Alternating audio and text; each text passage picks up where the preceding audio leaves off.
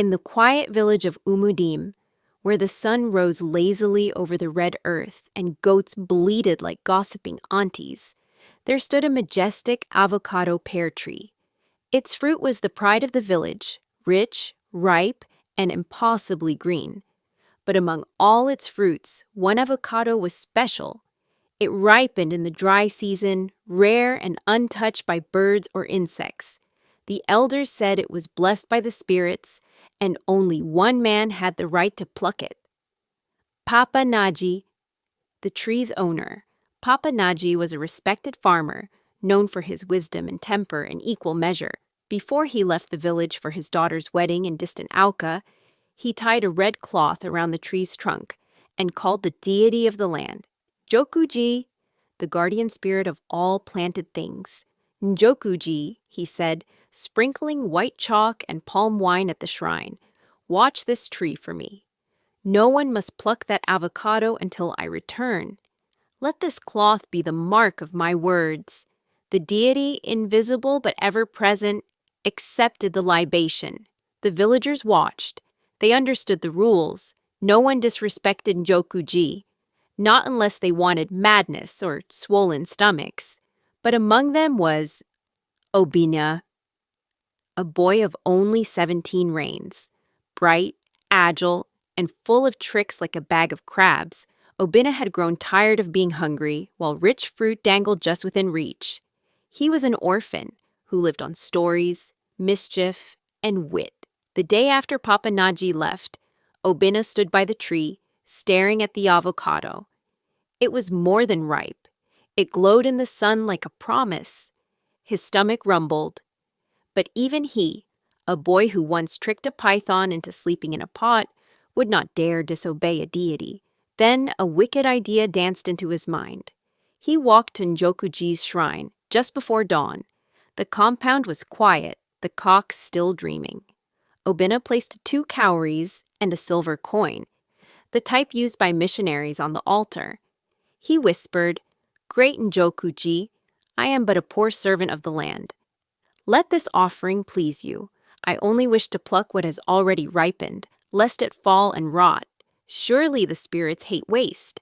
Then, louder, for anyone or anything listening, he said, "I did not steal." I paid. Obinna ran to the tree, climbed it like a squirrel, and within minutes plucked not one but all the pears, even the unripe ones.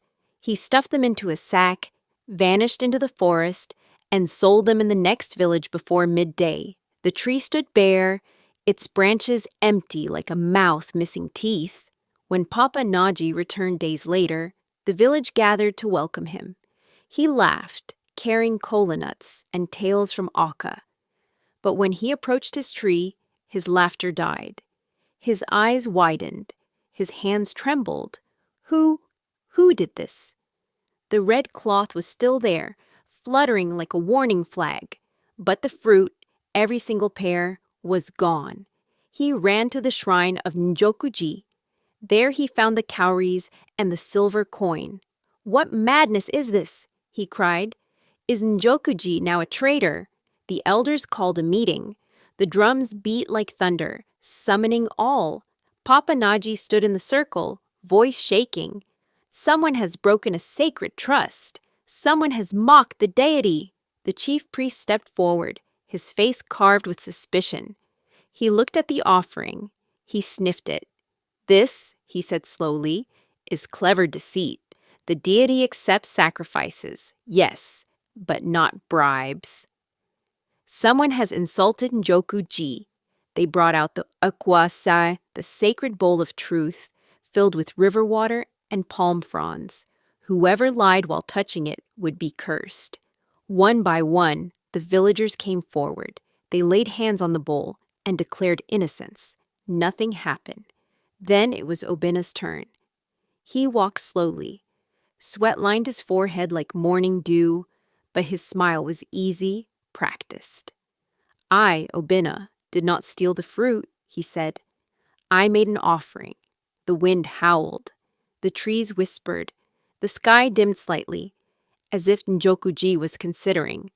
But nothing happened. Obinna smirked.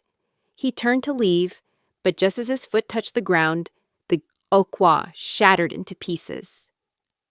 The villagers gasped. The chief priest shouted, "The spirit is not blind! You twisted words, Obinna. You tried to buy justice." Suddenly, Obinna's mouth froze. His tongue grew thick. He opened his mouth to speak, but only croaks came out, like the grunts of a frog. Njoku Ji had passed judgment. He ran from the shrine, stumbling into the bush, his speech gone, his clever tongue silenced. From that day, the villagers said that the avocado tree bore no more fruit. It stood tall but barren, as if mourning the betrayal. Obinna was never seen in Umudim again. Some say he lives by the river, mimicking frog sounds for food. And so the story of Obinna and the sacred avocado became a tale for firesides. Mothers told it to restless children, and elders recited it when teaching respect for the spirits. Because in Umudim, they now say, no trick can fool a watching God.